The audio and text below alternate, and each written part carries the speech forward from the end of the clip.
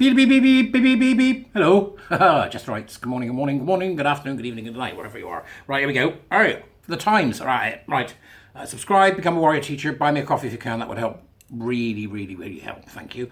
And let's see what we've got for you. We've got teachers walking on eggshells in fear of ending up in court, like Enoch Burke.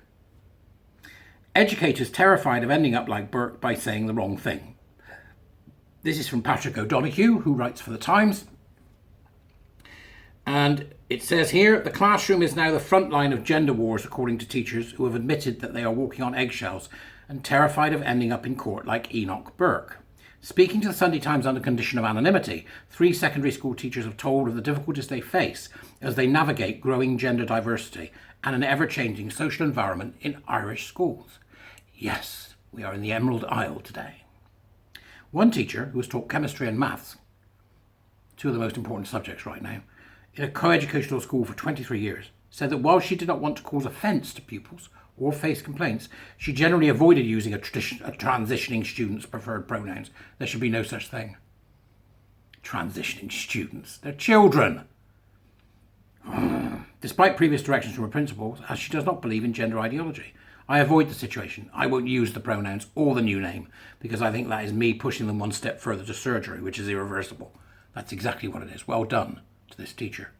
But on occasion, when it's a choice between upsetting the child and making a scene, I've used a preferred name. These kids are genuinely really struggling and genuinely believe it, but I don't believe they're getting proper care. What they don't need proper care. They need a dose of reality. That's what they need. Dose of reality. Give it to them. Somebody give it to them. She said she was concerned about the effect that peer groups might be having in creating a social pressure to transition within schools. I've heard this so many times of young people and teachers. We are absolutely walking on eggshells. Now, they're talking about sacked teacher Burke, who has been given until Thursday to pay €23,800 in fines for his sustained contempt of court. The High Court also ruled that Wilson's Hospital School can seek orders to enforce the payment, which could include the sequestration of Burke's assets, so they're going to take the money.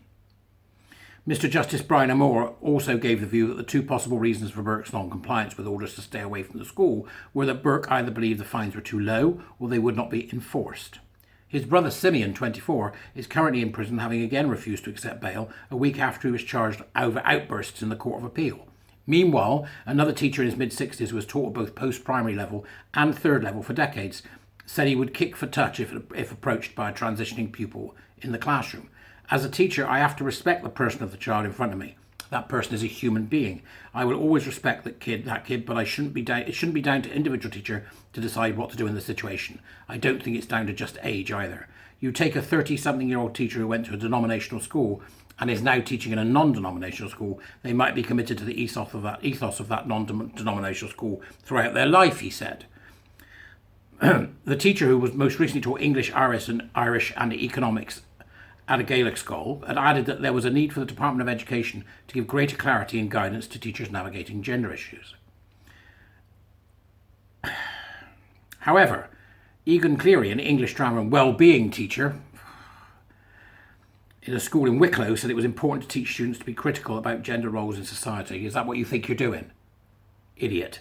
What we said to students is there is so much that is going to tell you what it is to be a man and what it means to be a woman. But what we believe the education system should facilitate is students are learning how to be themselves regardless of gender. Now, this is the same kind of bollocks as we're seeing everywhere. And my first statement really must be, where is the government on this and where is the education department? It's happening in Ireland, it's happening in England, it's happening in Wales, it's happening in Scotland. What we need is an absolute ban. What you are seeing is the inculcation of a cult into classrooms, which will then lead to struggle sessions with teachers who will lose their job if they refuse to acquiesce to these ridiculous, stupid ideas. And it's just the start, people. Do you think seriously that this is going to be the end of it? It's not. It's not. I had a conversation with my warrior teachers last night who just completed the first year of the programme. It was a really nice conversation and they're really lovely people. And I was sad because they've changed my life. And we're going to do year 2, so I'm not so sad. Right, we're starting again in May, I think. So I'm really excited about doing that for them as well. We're going to look at some interesting stuff. But what was most telling was that they said that they'd gained a breadth of understanding of all this, which made them realise it's not just about gender. That actually there's much more attached to this. And as one person said, don't look at the tentacles, look at the octopus, which I thought was rather good.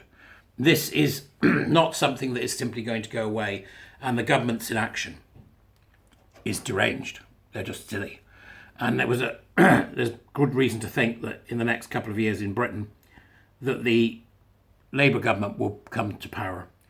Keir Starmer has still, as yet, to make any declarative statement about what he's going to do of the practice of critical social justice in schools, be that queer theory, gender identity, the extreme end of the environmentalist lobby, or critical race theory. Whichever it may be. It's not just that they're teaching it, they're practicing it. And that's the important thing to remember. And how we deal with that is a matter of great concern for me, because these children then go to university and become equally useless adults. So it really does require a declarative statement from government that this is nonsense. And it's about time somebody did it. Right? This wouldn't have happened years ago. Somebody would have said something. But now we seem to have cowards leading us. That's all I can say. I know that there are those in the Tory party, because I've met them, who would quite happily stand up and say this ends and it ends now. I would seek and I would ban explicitly the teaching or the practice of critical social justice in any classroom across the UK. And I'm not one for banning things generally. But they're incapable of giving both sides, because the teachers that are teaching it are indoctrinated. They're indoctrinated because they went to the universities that taught it. And the universities that taught it aren't going to give up this power strand easily. They're not going to give it up. These are liberals you're talking about. Be them with a gun when they come, mind. This is liberals we're talking about. Nothing worse than a frustrated liberal. Nothing worse than a liberal who, when somebody says no, we're going to put a stop on your utopia. I'm not talking classic liberals, you know what I mean, neoliberals, right? So from that perspective, the schools need to be taken to task. And if the government aren't going to do that, that means that parents have to. And it's great to see in America you've got parents that are doing this. Parents with inconvenient truth about trans, parents coming together to change things. We've got Sex Matters helping parents understand what's going on in schools, transgender trend. But these people are still using every possible avenue to get it in. You saw my thing about Manchester Pride. All of that's about getting this into people. There was young people in almost every grant they gave. We've got to understand that this is an infection. And the only way you deal with the infection is to call it what it is, identify it, identify the lexicon that they use, i.e. what are the words they use, and identify how that works. And then we ban it. We say to do this in schools is banned. You cannot do it. And I would say that the easiest way to start with that is to look at the root of the problem, which is the constant recapitulation of a power and oppression narrative that is designed to make people feel destabilised, unhappy, and indulge in conflict of one kind or another with each other. That's where we start. Well, that's my 5 pennyworth. You tell me if I'm right or wrong. It's good to talk to you. I'll catch you later.